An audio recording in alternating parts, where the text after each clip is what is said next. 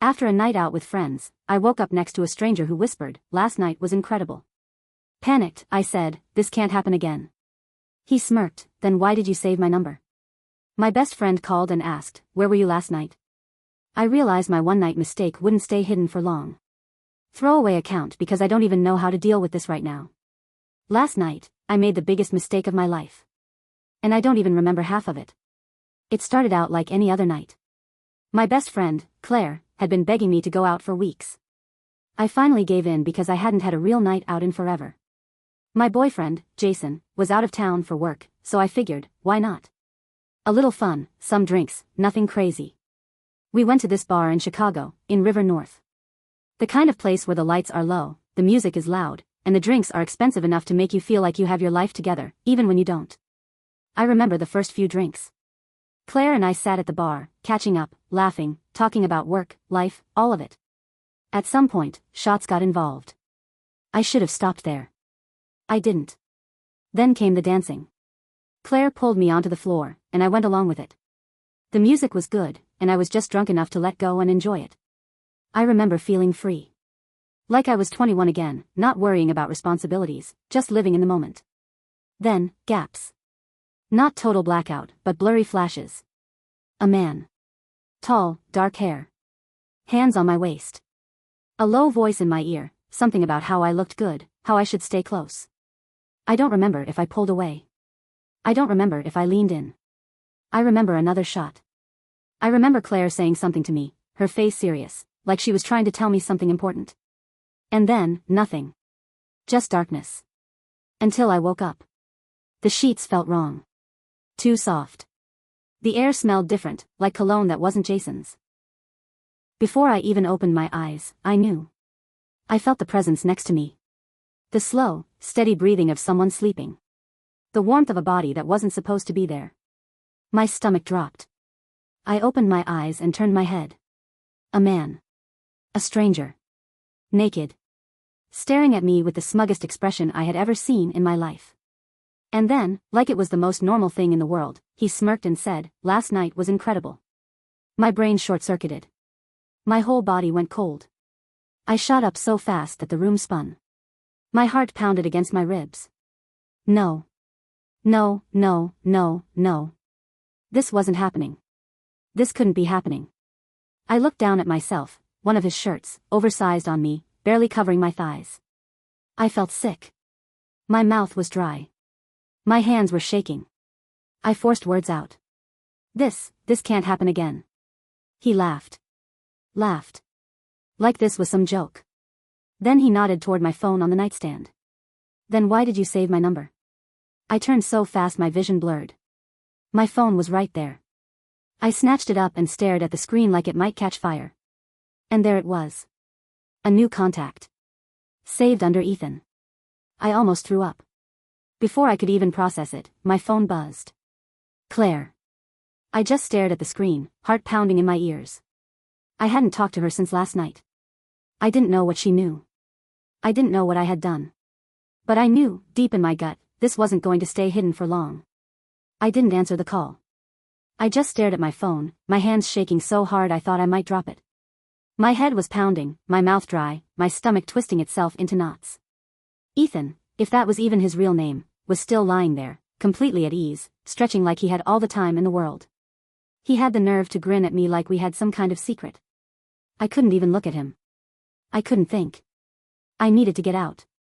I threw the blanket off, swung my legs over the side of the bed, and stood up way too fast. The room tilted, and for a second, I thought I might hit the floor. Ethan chuckled. "Rough morning?" I ignored him. My clothes. Where were my clothes? I spotted my dress crumpled on the floor near the door. My heels. My bag. A mess of my life scattered across some stranger's apartment. I grabbed my dress, my fingers shaking as I pulled it on. I felt disgusting. My skin felt wrong, like I needed to scrub off whatever had happened last night. "Relax," Ethan said, still lounging in bed. "You had a great time. No need to act like you committed a crime." I froze. I turned to look at him. For the first time, I really looked at him. The dark hair. The strong jaw. That easy, cocky smirk. Something about him felt familiar. Not in a we met last night way. Something deeper. A nagging pull in my brain. I swallowed hard. Do we know each other? His smirk widened. I was wondering when you'd figure it out. My stomach twisted even tighter. He leaned back against the headboard, arms behind his head, completely unbothered. I know your boyfriend. Every muscle in my body went cold. No. No, no, no. I could barely whisper. Jason? Ethan nodded, looking way too amused. Yeah. Well, knew him. We used to be friends. Used to be? I couldn't breathe. I felt like I had been thrown into some kind of trap, like this had been planned. My voice was barely there. What do you mean, used to be? Ethan's eyes darkened. The smirk faded just a little. Let's just say, he screwed me over. I blinked. My brain was too foggy to keep up. Jason never mentioned an Ethan. Never talked about some huge falling out with a friend. But then again, how well did I really know Jason?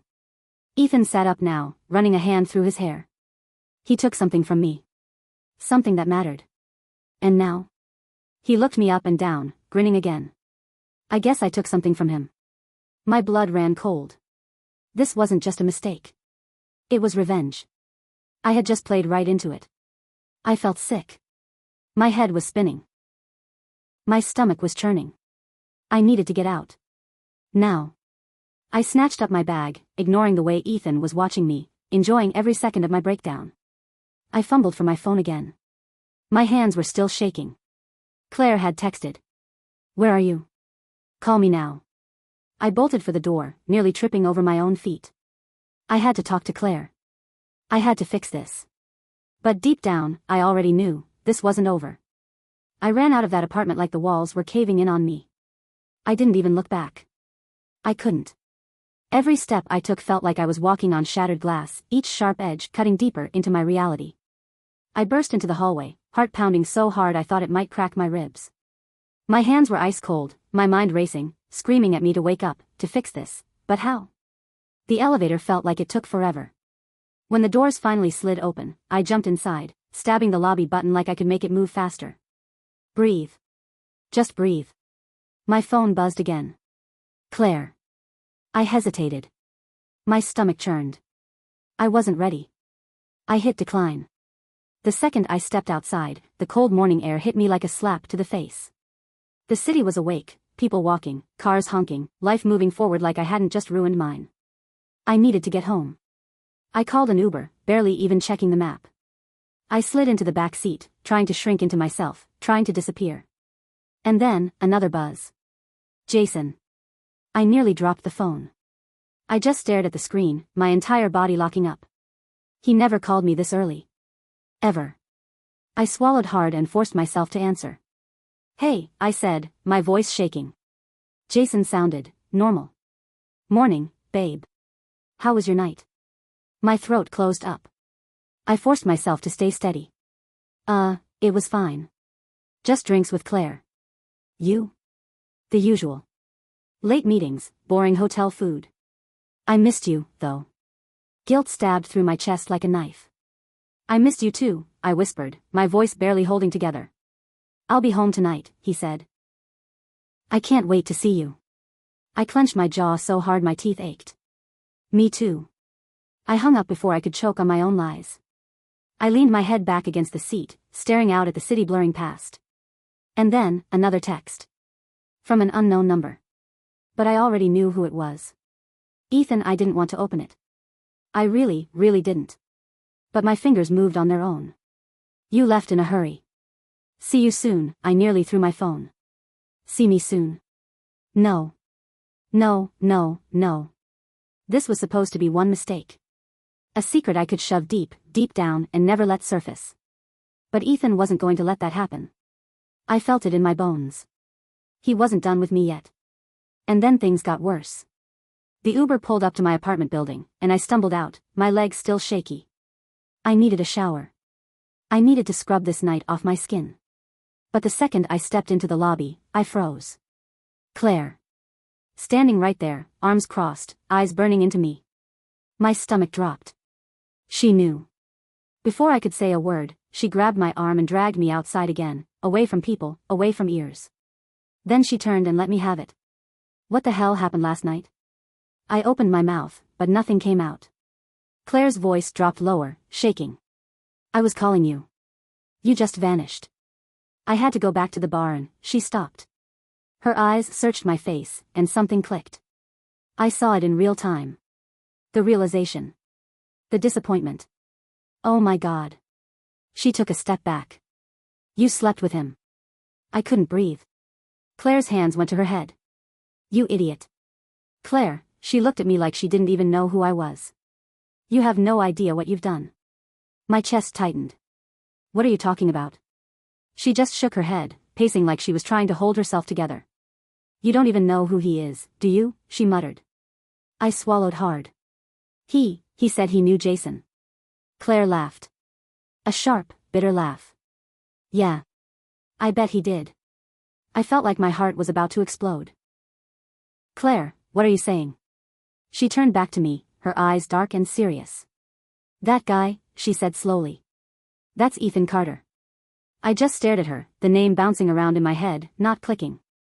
Then Claire grabbed her phone, scrolled fast, and shoved the screen in my face. And I saw it. An old article. Jason Carter and Ethan Carter, rich family feud explodes into courtroom battle. I felt my entire world crack beneath me. Carter. Ethan Carter. Jason's brother. I had just cheated on my boyfriend with his own damn brother. And by the look on Claire's face, I had just walked straight into the biggest mistake of my life.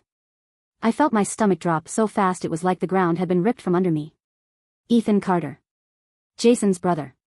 No. No, this wasn't real. I grabbed Claire's phone, staring at the headline like I could will it into saying something else. But the words didn't change. Neither did the photo, Jason in a suit, looking sharp and serious, standing next to another man with the same sharp jawline, same dark hair, same piercing eyes. Ethan. I had cheated on Jason with his own brother. And Ethan knew exactly what he was doing.